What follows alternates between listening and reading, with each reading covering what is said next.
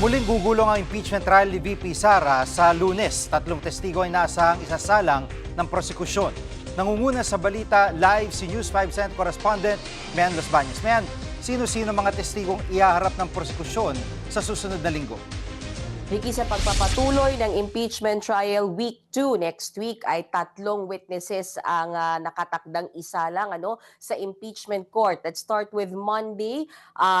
Dapat ay maipresent ng prosekusyon si NBI Regional Director Attorney Jeremy Lotok na magte-testify pa rin, Jiggy, sa Article 4 ng impeachment case ni VP Sara na pumapatungkol pa rin yan doon sa di umano'y pagbabanta sa buhay ng bise pagbabanta sa buhay ng Pangulo ni Vice Presidente Sara Duterte. Tuesday, isasalang dapat ng prosekusyon si Attorney Zulaika Lopez. Siya naman ang Chief of Staff ni VP Sara Duterte. Bagamat yun sa live ko sa iyo kahapon, Jiki, na-report ko sa iyo, di ba, na dumating na kahapon sa Senate itong si Attorney Zulaika Lopez, pero walang kinalaman yan dun sa kanyang pagtitestify, Jiggy, dahil nga admin matters daw yung diniscuss. So until now, no confirmation yet kung siya ay dadalo, basta malinaw sa kanyang sapina na dapat ay Monday at Tuesday siya dumating sa Senado. Pero ang sinasabi ni Attorney Reggie Tonggol ay Tuesday talaga siya dapat na iuupo sa witness stand. And then by Wednesday, another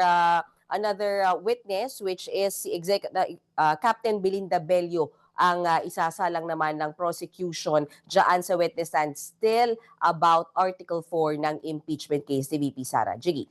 At matatapos ba sa loob ng 11 days yung pagsasalang ng mga testigo kung ito'y isa kada araw?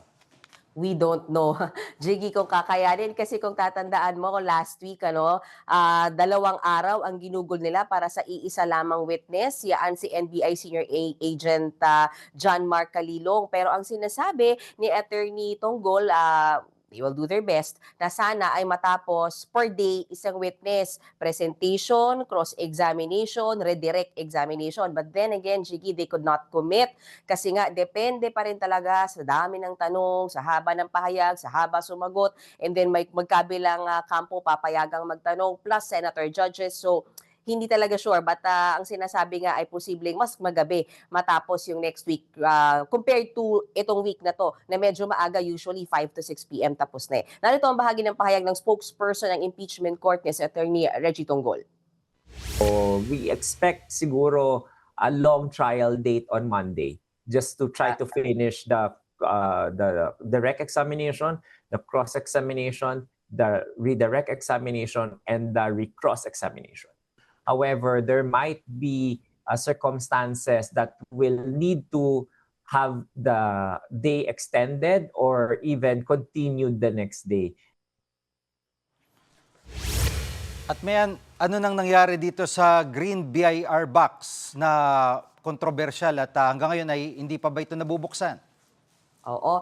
Jiggy, kaya naman sa Lunes, ang naging desisyon dyan ng impeachment court, kailangan maghain ng formal memoranda. Both camps yan, Jiggy, depensa at prosekusyon para dun sa kahilingan ay pasapina yung tax records at bank records ng mag-asawang VP Sara at Attorney Man Scarpio. Gusto kasi, Jiggy, gamitin ng prosekusyon yung mga dokumentong yan para palakasin pag dumating yung punto na ang kanilang dinidiscuss ay yung artikulo na sa impeachment case kaugnay sa di umano'y unexplained wealth o hindi maipaliwanag na yaman ng Vice Presidente. Pero ang sinasabi nga dyan ni Attorney Tonggol, they're expecting na i-insist ng defense na hindi yan pwedeng gamitin. Una, dahil lalabag yan sa tax code. Ayon kasi sa tax code, Jiggy, dapat ay humingi ng pahintulot sa Pangulo bago isa publiko yung ganyang mga record. Pangalawa, yung issue ng confidentiality. Of course, tax records and bank records ay igigiit nila na confidential yung mga yan. Plus, hindi raw dapat isama yung pati record si Attorney Man Scarpio dahil kahit pa asawa siya ng Vice Presidente ay hindi naman siya impeachable official. And then magkakaroon ng oral arguments yan, Jiggy, pagdating ng Wednesday. Both camps or per camp bibigyan ng 10 minutes para i-explain sa impeachment court kung bakit dapat o hindi dapat ipasapina yung mga nasabing dokumento. Again, Jiggy, narito ang bahagi ng pahayag ni Attorney Reggie Tonggol, ang spokesperson ng impeachment court. Magkaroon ng advance na pag-aaral yung ating mga hukom, senator judges doon sa mga posisyon na yon dahil medyo magiging maganda yung magiging oral arguments at discussion sa Wednesday. So gusto naman natin na makapag-participate din yung senator judges sa tamang pagpapasya kung papayagan bang ilabas yung mga subpoena na yon sa BIR at saka dun sa mga bangko. At yun, no, nabanggit ni Attorney Tonggol na mga senator judge, tama ba yung magpapasya dyan sa BIR box na yan? Jiggy, kapag sa PINA, ang explanation niya sa atin ang ine-expect nila dapat wala na masyadong mahabang debate kasi kung mga sa PINA lang naman, dapat presiding officer na yung nagbibigay ng desisyon o ng judgment kaugnay niyan. Pero dahil nga controversial itong issue ng tax record at bank records, after ng oral arguments, magbibigay ng desisyon si presiding officer Senator Chis Escudero. Pero kung may pag-apila mula sa kahit sinong miyembro ng impeachment court, mula sa kahit sinong senator judge, that's the only time, Jiggy, na ibibigay sa korte yung pagdidesisyon at pagbobotohan yan. So pag mas marami yung boto ng pag-apila, ma-overturn yung desisyon ni Senator Chis Escudero. Pero kung konti naman, then magsistay ko ano man yung maging desisyon niya, ipasapi naman o hindi, yung mga nadokumento na yan. Yan muna ang latest mula o kaugnay pa rin ng impeachment trial ni VP Sara Duterte. Balik sa iyo, Jiggy. Maraming salamat, Mian Los Baños.